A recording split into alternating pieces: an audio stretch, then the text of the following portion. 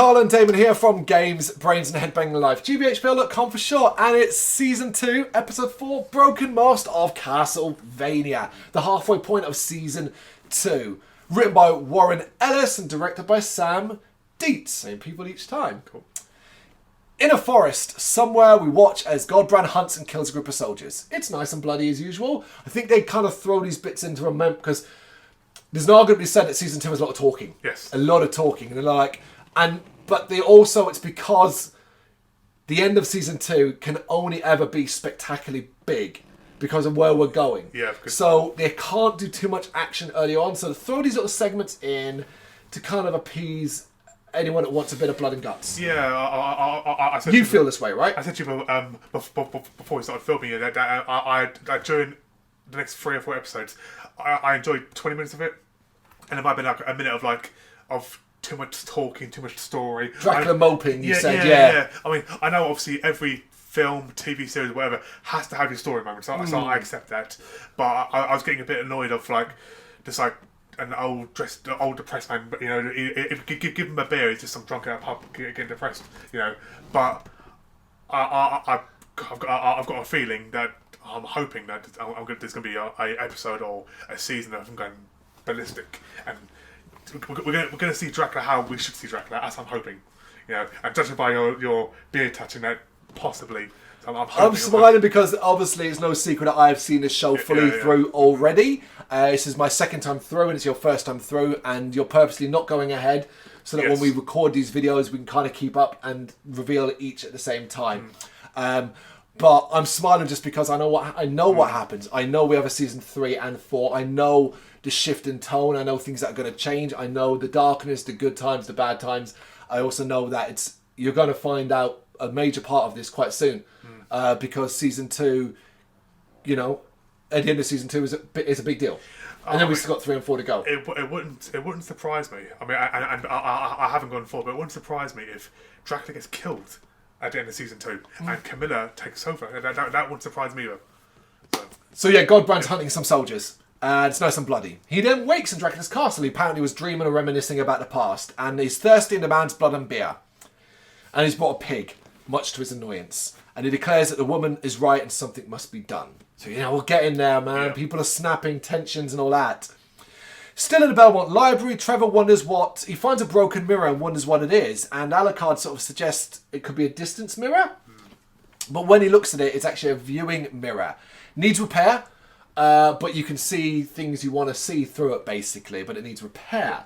But during this, he kind of continues to make cutting remarks about Belmont's family and stuff like that. He just can't help himself. Trevor calls him a cockwart, which is an insult and a half, isn't it? Yep. And they're about to get into it again, but Sourford drags Trevor away and tells him off, kind of like, stop doing this with him. You know what he's like. Before asking about his name, Trevor reveals that his name is an adaptation of his ancestor's name, Trefor. Yeah. And they kind of laugh and joke about it. But their kind of humour seems to bother Alucard. Did you notice that? Yes. Yeah, like... Yes, this is what, in the last video I was saying, that I've noticed his mindset is like, he knows what his mission is. He has to kill Dracula.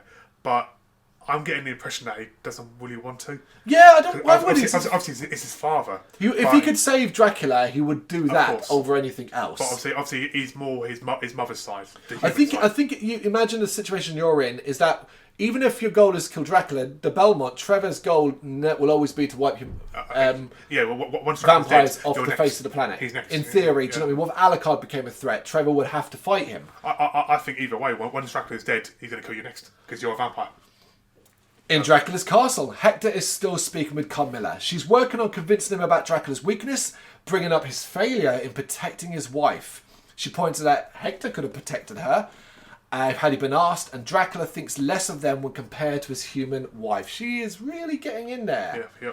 As they move through the castle, Camilla is clearly getting into Hector's head. He's very confused, and she suggests that he will die because he's a human. She does remind him that Dracula is saying he's going to kill all humans, and that he has not told Hector the truth about the cull. And they're like, yeah, Hector, you kind of probably need to start questioning this one. Yeah. Here's the problem, is Hector might be being manipulated, but Dracula did the same. Yes. Dracula did the same to Hector too. So like, Hector is the one that's being used more than anything else. I mean, he said to kill all humans. They're both humans, so Well, yeah. What you know what I mean? Like, but you can't live in a world that's dead. You can't. Nope. She asks him to abandon Dracula to win the war. And he rightfully pulls her aside and says, like, don't say that in there. That's the kind of thing that'll get you killed. I did like the fact that her reaction when he touches her.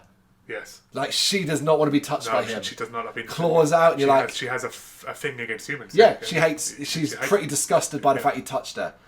She insists the castle must go to Brrraains and reveals that when Dracula's forces leave the castle to take the city, her forces, who are now waiting in Brrraains, will take the castle. And she promises Hector the same as what Dracula promised him. And like, there's Hector's... He's an idiot. Yeah. Why trust her? Yeah. You know what I mean? It's a bit of a strange one, but then he's very easy to manipulate. But you could also argue that Dracula, you can look at Dracula or hear of Dracula and know that he's on a path to destruction. Yes. Carmilla, there's no reason for Carmilla to be on that path. Mm-hmm. You know what I mean? Like, the coal makes sense. Well, yeah, because obviously the other vampires, they're not going to wipe out humanity because they need humanity for their food. Yeah, they need it as a food supply, yeah. Hector does seem to agree, but says her forces won't be enough, and she agrees and tells him he must do something while looking at the body of the bishop. In a flashback, we see Dracula visiting Isaac in his home. They talk about the day Dracula and Isaac met. The vampire saved the man from being torn apart and sold, and his body sold by people. Just a reminder that Isaac has never been treated well by humans. No. Dracula now asks Isaac to work with him to destroy humanity. I noticed as well, he's far less coy with Isaac than he was compared to Hector. He told Isaac pretty much straight up what he wanted to do. The simple fact is that Isaac doesn't like humanity, so he'll be loyal to the end. And as he says, and beyond. And it's that. It's like, okay, all right, okay. In Dracula's castle, Brrraains and the other vampire generals have grown tired of living without human blood, so set out on demonic horses to do some hunting. In his study, Dracula reveals he has a distance mirror. Do you like the way when he starts doing the runes, you remind him, that's some clever there. That's how fast he does it. Really cool, yeah. And he reveals a place, and he almost seems to consider passing through it. Mm-hmm. Like, just leaving. But he doesn't. I did like that. I thought that was interesting. Yeah. It's like a different dimension, sort of style. Yeah, it just seemed like a peaceful place. Yeah.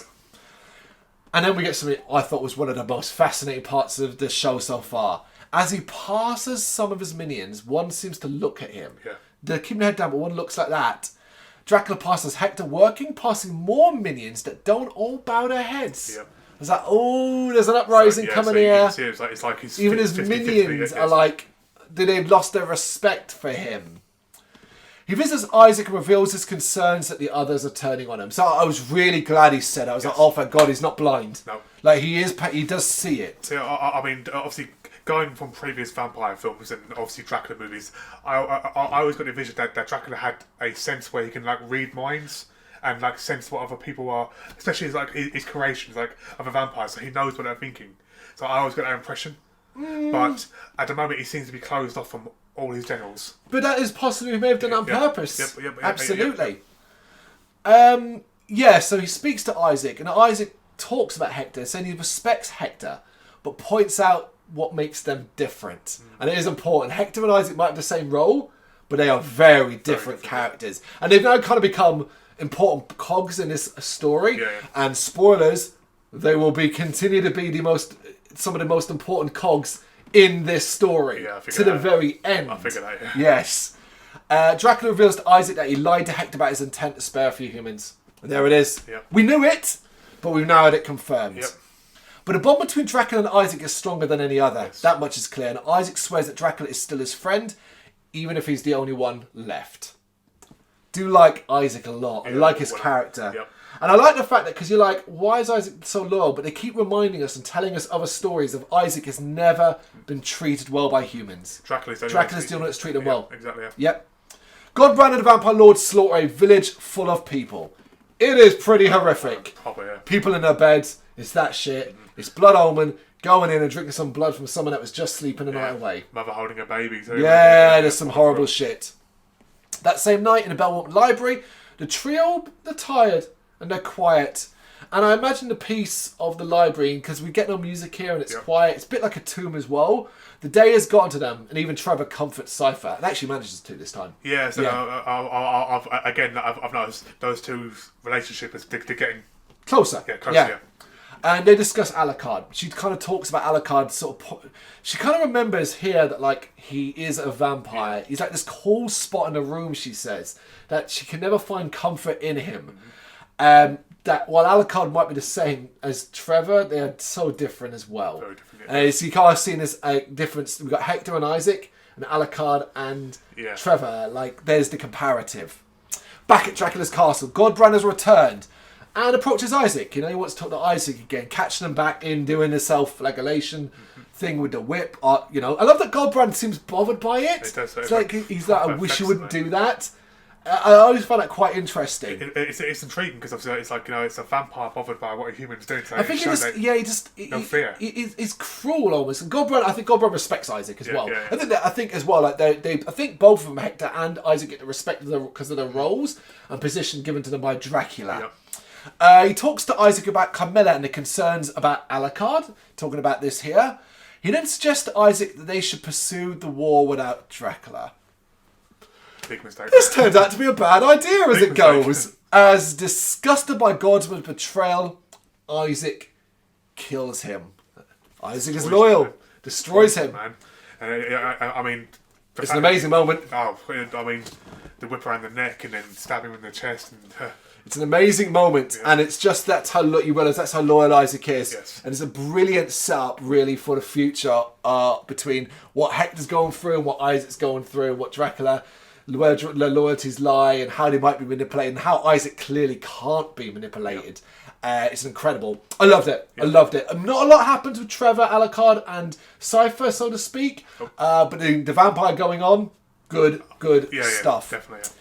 That is episode 4, Broken Mast, the halfway point of season 2. You got any thoughts and you know what to do? Let us know in the comments. Thank you very much for watching. If you liked what you saw, please help us out by giving us a thumbs up and hitting that subscribe button. If you really liked what you saw, consider donating to keep the website and channel running by buying us a coffee via our coffee page or picking up some merch from our Big Cartel store. You can check us out on gbhbl.com as well as via our social media, Facebook, Instagram and Twitter, as well as listen to our interviews via SoundCloud, Apple Music and Spotify. Just search for GBHBL. Games, horror and heavy metal. What else is life for?